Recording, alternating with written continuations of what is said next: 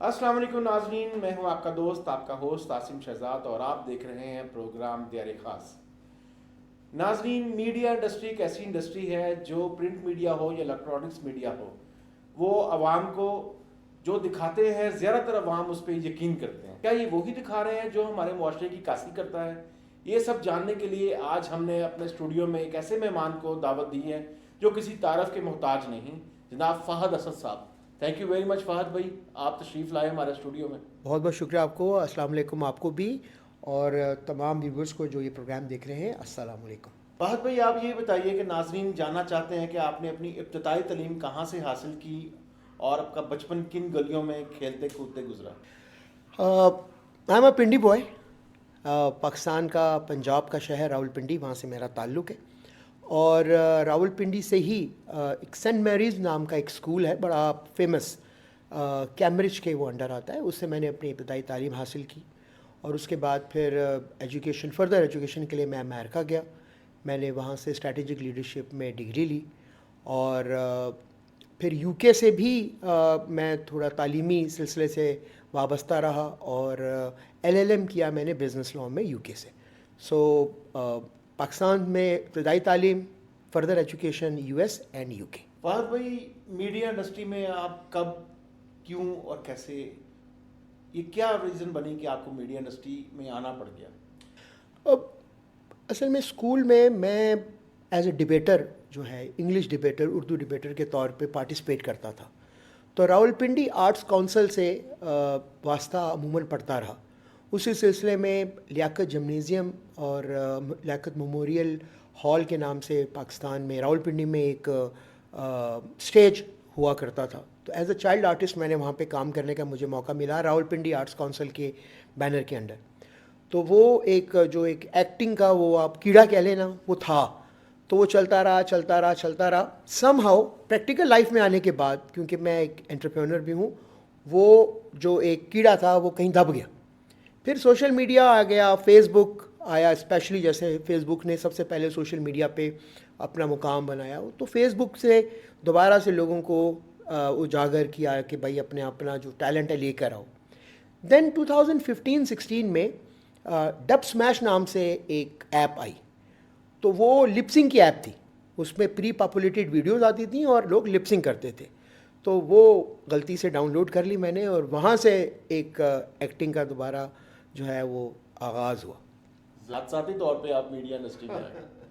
फहद भाई, अब आप क्योंकि मीडिया इंडस्ट्री के बहुत उसके गहराई से उसको नापते और तोलते हैं, उसकी गहराई का अंदाज़ा है आपको, मुझे ये बताइए कि जो कंटेंट हमारे फिल्म या ड्रामा इंडस्ट्री में जो दिखाया जा रहा है, क्या ये कंटेंट वाकई हमारे मुआशरे की अक्कासी करता है या ये सब अफसानवी किरदार है जो दिखाए जा रहे हैं? देखिए, ग्लोबलाइज हो गया है माशरा। आप उसको खाली अपना जो माशरा है या जो हमारी सकाफ़त है, कस्टम है, उस तक ना लें, बल्कि इसको और ब्रॉडर विजन पे ले जाएं। तो अब जैसे हम लोग यूई में रह रहे हैं। अब यूई जो है एक ऐसी जगह है जहाँ पे आपको हर नेशन का बंदा मिलेगा। तो जो कंटेंट ड्रामे में या फिल्म में या सोशल मीडिया के थ्रू आ रहा है, मैं ये समझता हूँ कहीं ना कहीं वो इंसानी हकीकतों से या इंसानी कहानियों से जुड़ा हुआ है। वहीं से अखज़ मटीरियल वहीं से अखज़ हो रहा है। हाँ, व्यूअर को दिखाने के लिए, आई बॉल के को कैची बनाने के लिए उसमें मसाला तड़का लगा दिया जाता है, बट कहीं ना कहीं वो इन्फ्लुएंस कर रहा है आम आदमी की लाइफ को, आपकी और मेरी लाइफ को। अच्छा, हमारी ड्रामा इंडस्ट्री माशाल्लाह बहुत बूम कर रही है और इसके व्यूवर्स तो करोड़ों में हैं, लेकिन क्या वजह है कि अभी कोई सीरियल ऐसा नहीं आता जो दिलों पे नक्श हो जाए? इसकी क्या वजह समझते हैं? एक तो कंपटीशन, मैं इसकी पहली रीज़न समझता हूँ competition. There are number of, नहीं, competition and commercialism, number of channels are there. अब मैं हूँ, अब एक मसरूफ़ आदमी वो कितने ड्रामे देखेगा, ये कितने चैनल्स पे जाएगा? वो पूरा एक अगर उसको एक सीरियल देखनी है 13 एपिसोड की, तो वो कितना टाइम निकाल सकता है? तो मेरा ख्याल है कि ये जो कमर्शलिज्म और कंपटीशन आ गया, चैनल्स बढ़ गए। अगर हम पाकिस्तान की बात करें, देयर आर न्यूमरस चैनल्स और अच्छी बात यह है कि हर चैनल बेहतरीन कंटेंट दे रहा है। जैसा आपने कहा, करोड़ों में व्यूवरशिप उसकी जा रही है, नो डाउट। जितने नए चैनल्स हैं और जो पुराने चैनल्स भी हैं, नाम लेना मुनासिब नहीं होगा, बट येस, उनका कंटेंट जो है वो आउट क्लास है और कंपटीशन इतना है। व्यूवर तो वही है ना, अब व्यूवर तो वही है। आप वो व्यूवर, आपने एक चैनल का ड्रामा देखा, मैंने एक चैनल का ड्रामा देखा, तो आपने कहा ये ड्रामा अच्छा है, मैंने कहा ये अच्छा है, तो दोनों ही अच्छे हैं। तो कमर्शियलिज्म और competition, I think this is the reason. अगर आपको मौका मिले मीडिया इंडस्ट्री में कोई बेहतरी लाने के लिए तो क्या बेहतरी लाएंगे? देखिए, हमारा जो एक फैब्रिकेशन आ गई है ना हमारे अंदर, इंक्लूडिंग माई सेल्फ, वो ख़त्म होनी चाहिए। यानी जब मैं ये समझूंगा कि शाहरुख खान सलमान खान एक ही हैं, मैं शाहरुख खान सलमान खान नहीं बन सकता। जो मुझे अल्लाह ने जो कैपेसिटी दी है, जो मुझे टैलेंट दिया है, मुझे उस टैलेंट के हिसाब से काम करना है। तो हम लोग कहीं ना कहीं वो लैग कर रहे हैं। हम लोग ये देख रहे हैं कि जहाँ पे भी भीड़ चाल है, कोई एक बंदा अगर कोई एक काम कर रहा है तो सब उसी तरफ लग जाते हैं। प्लस इसमें इनोवेशन नहीं लेकर आ रहे हम। यानी एक ही कंटेंट है, वो बार बार बार बार मुख्तलिफ कैरेक्टर्स के थ्रू थोड़ा बहुत तोड़ मोड़ों के लोगों को दिखाया जा रहा है। इसमें परिवर्तन लाने की, इसमें चेंजेस लाने की ज़रूरत है। ये बताइए कि हिस्ट्री पे, एक्शन पे, इन ये स्पेशल जो कंटेंट है लाइक घरेलू माहौल के अलावा, इस पे तो बिल्कुल ही मैं समझता हूँ कि काम नहीं हो रहा। एक्शन पे और हिस्ट्री पे तो बिल्कुल भी हमारे पाकिस्तान ड्रामा इंडस्ट्री तो उस तरफ कोई ध्यान ही नहीं कर रहा, क्योंकि कमर्शियल पॉइंट ऑफ व्यू से काफ़ी एक्सपेंसिव पड़ता है। तो आप क्या समझते हैं कि ये जो कमर्शियलिज्म बढ़ता जा रहा है, ये तबाही की तरफ नहीं जा रही चीज़ें आस्ता आस्ता? मेरा ख्याल है आपका जो जवाब है वो आप ही के सवाल में मौजूद है। एक तो कमर्शियल इसमें पॉइंट जो है वो बिल्कुल खातिर मलहूज़ रखना बेहतर है। प्लस ये बहुत मेहनत का काम है।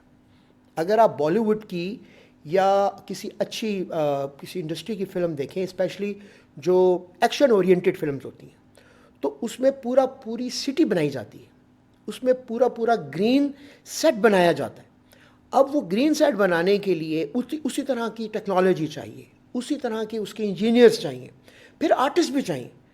अब माज़रत के साथ हमारे आर्टिस्ट जो है वो एक सीन करते हैं 5 मिनट का, उसके बाद बैठ के can I have a mango juice please, put some ice also. हाँ, अब और अगर बर्गर भी हो जाए साथ, तो इस तरह तो काम नहीं होता ना सर। तो दिस इज़ द रीज़न कि हम लोग जो आर्टिस्ट हैं वो भी थोड़ा ज़रा इजी मोड में काम करना चाह रहे हैं, और जो काम करवाने वाले हैं वो भी चाहते हैं कि बस एक जो भीड़ चाल है, जैसे मैंने पहले कहा, वो भीड़ चाल पूरी हो जाए, कोई इनोवेशन ना हो। तो हाँ, अगर इसमें इनोवेशन हुई, जैसे अर्तुगल ड्रामे की अगर हम एग्जांपल दें, देखिए वो एक हट के चीज़ आई और उसने हिस्ट्री बना दी।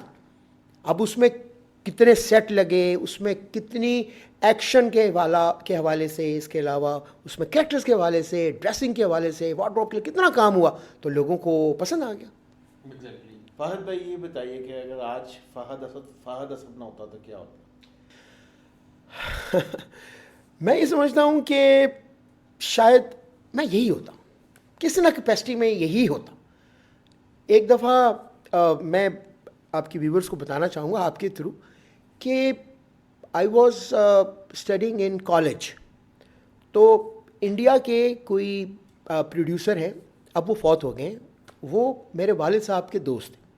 तो वो आए हुए थे वालिद साहब के पास, और बाई चांस मैं अपने कॉलेज से वापस आया and I have to take pocket money from my father, और मैं अपने वालिद के ऑफिस चला गया एंड आई आस्क हिम कि मुझे पैसे दे दें।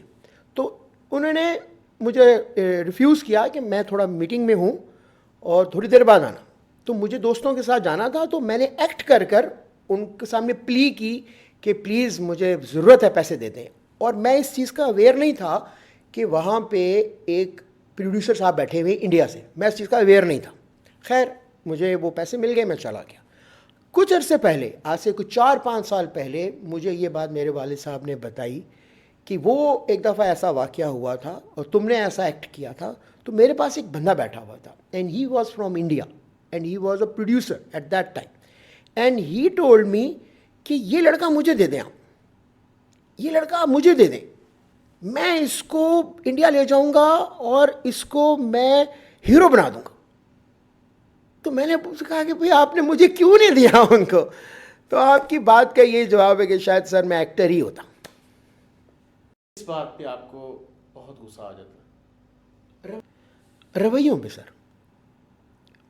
फाइनेंशियल नुकसान हो जाए कोई बात नहीं, गलतियां हो जाए कोई बात नहीं, मगर रवैया मेरे और आपके इख्तियार में है। गलती डेलिबरेटली भी हो सकती है, इंटेंशनली भी हो सकती है, अनइंटेंशनली भी हो सकती है, मगर रवैया मेरे हाथ में है सर। तो रवैये की जो तब्दीली है वो एक नेगेटिव वाइब्स ले आती है माहौल में, क्योंकि रवैया जो है उसकी जो एनर्जी है वो आपकी बॉडी से रिलीज़ हो रही है और वो एनर्जी पूरे आपके उस माहौल में फैल जाएगी जो सब चीज़ों को नेगेटिव कर देगी। तो रवैयों से मुझे बहुत गुस्सा आता है सर। ये बताइए कि क्या आपने अपनी ज़िंदगी का जो बेस्ट कारनामा है वो कर लिया है कि अभी करना है? अभी तो कुछ भी नहीं किया, अभी तो कुछ भी नहीं किया। मैं चाहता हूँ कि कोई ऐसा काम किया जाए सोशल मीडिया के प्लेटफॉर्म को यूज़ करते हुए जो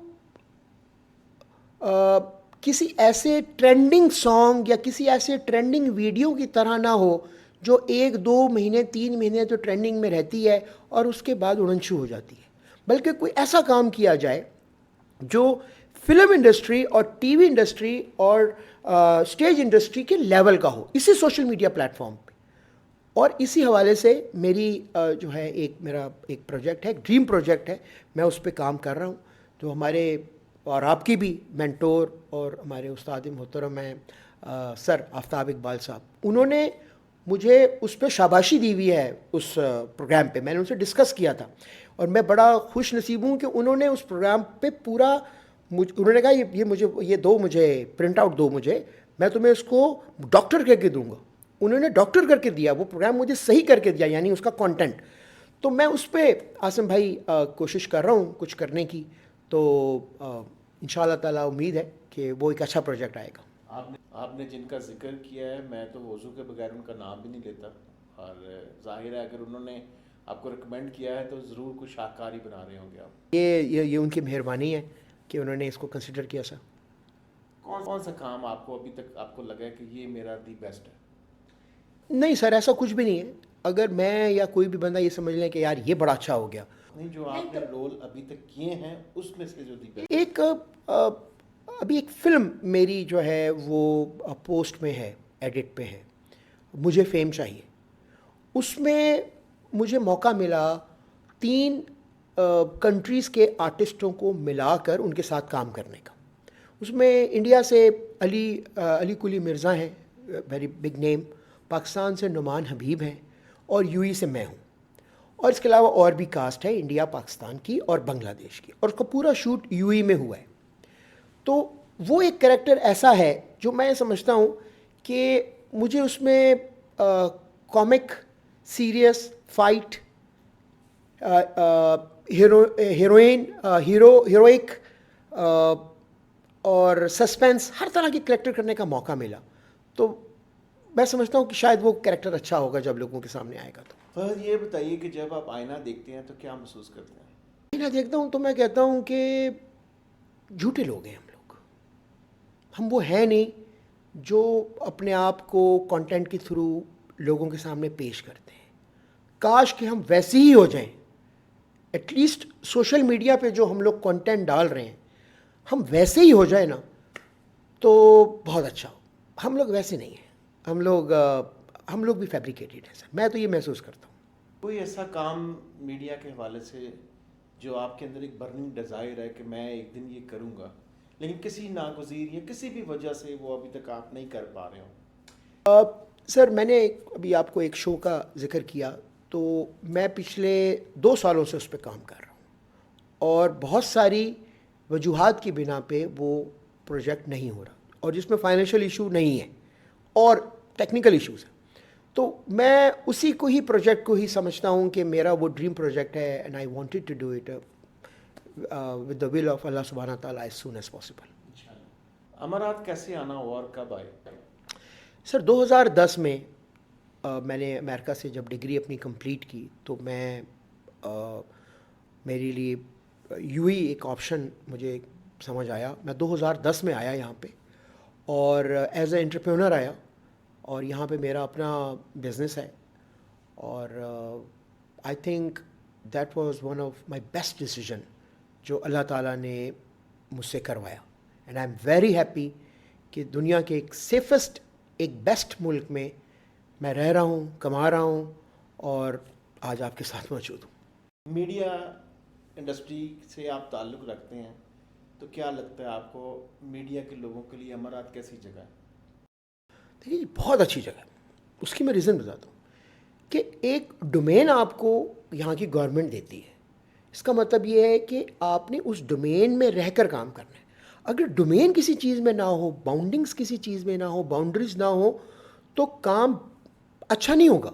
अगर हम ये समझते हैं कि बाउंड्रीज़ के बगैर हम लोग अच्छा काम कर लेंगे, तो नो, बाउंड्रीज़ और रूल्स के साथ रहते हुए ही अच्छा काम होता है। और ये इस आई थिंक गवर्नमेंट की एक क्वालिटी है।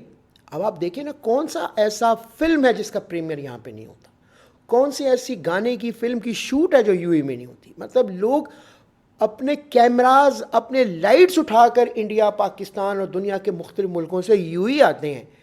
तो इसका मतलब ये है कि this is the haven for all media people. तो ये एक बड़ी अच्छी जगह है। फिर यहाँ पे जो यहाँ के लॉज हैं, यहाँ की जो सीनरीज हैं, आई थिंक आउट क्लास। ये तो बहुत अच्छी जगह है। अगर किसी ने फिल्म अभी यहाँ पे नहीं बनाई, कोई भी प्रोड्यूसर, डायरेक्टर या कोई बनाना चाहता है, तो this is the right place.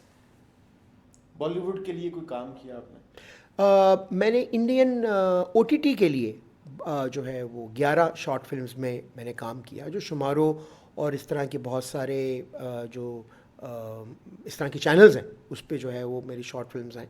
वो as an artist, lead role के? Yes yes, lead role. एक कोई आपका ड्रामा या टेलीफिल्म जिसमें आपने लीड रोल और आप समझते हैं बहुत अच्छा मैंने काम किया? दिल परदेसी होयो, एक पंजाबी एक शॉर्ट फिल्म थी, और उस पे मेरा रोल भी बहुत अच्छा था। और जो हमारी एक परदेसी की लाइफ होती है कि घर वाले वो पैसे भेज रहे हैं और घर वाले अपनी याशी में हैं, और यहाँ पे वो बंदा जो है वो पिसे जा रहा है, तो वो रोल मुझे, मैं समझता हूँ कि बहुत अच्छा रहा। एक भूतनी का एक हॉरर और कॉमिक एक सीरीज़ मैंने की है, वो इस पे शुमारों पे मौजूद है। तो उसमें मैं जांगलूस जिन बना हुआ था, वो भी रोल अच्छा मुझे लगा।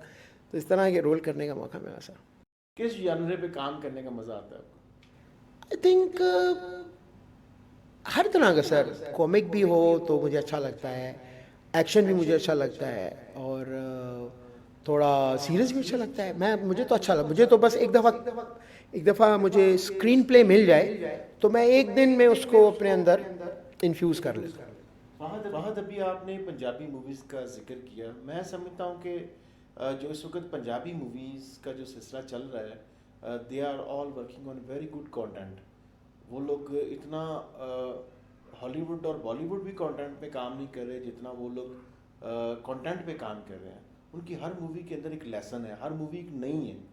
तो आप क्या समझते हैं कि पंजाब की मूवीज़ का, जो पंजाबी मूवीज़ जो आ रही हैं, जो कनाडा में बन रही हैं या अदर अब्रॉड में बन रही हैं, उनका क्या फ्यूचर देखते हैं आप? तो पहले तो आपने बड़ी अच्छी बात की। देखिए, इसमें दो मुल्क मिलकर अगर एक प्रोजेक्ट बना रहे हैं, और जहाँ पे इफ्तिखार ठाकुर साहब जैसे बंदे हों, जहाँ पे नासिर चिन्यूटी साहब जैसे बंदे हों, तो वो प्रोजेक्ट तो डेफिनेटली अच्छा होगा। फिर इंडिया के कितने अच्छे अच्छे पंजाबी फिल्म इंडस्ट्री और स्टेज के नाम फिल्मों से जुड़ते हैं, तो बहुत अच्छा है, ये बहुत अच्छा है। और पंजाबी एक ऐसी लैंग्वेज है जो वैसे ही सुनने में, क्योंकि मैं भी पंजाब से हूँ, आप भी पंजाब से हैं, तो वो एक ऐसी लैंग्वेज है तो उस सुनने वाले को वैसे ही बड़ा अम्यूज़ कर देती है। यानी कि अगर किसी की लैंग्वेज पंजाबी नहीं भी है, तो वो भी जब उसको सुन रहा होता है तो वो उसको इन्जॉय कर रहा होता है। और बिल्कुल आपने बहुत अच्छी बात की, कंटेंट जो है उस पर जो वो काम कर रहे हैं, तो वाकई वो अमेजिंग है और बहुत अच्छा कर रहे हैं। पिछले 5-6 सालों में बहुत अच्छी फिल्म्स जो हैं वो आई हैं, पार्ट 1, पार्ट 2, पार्ट 3, इस तरह आए जा रहे हैं। तो हमारे जो उस्ताद मोहतरम हैं वो भी इस पर काम कर रहे हैं, और मैं भी आफ्ताब इकबाल साहब की फ़िल्म का हिस्सा हूँ।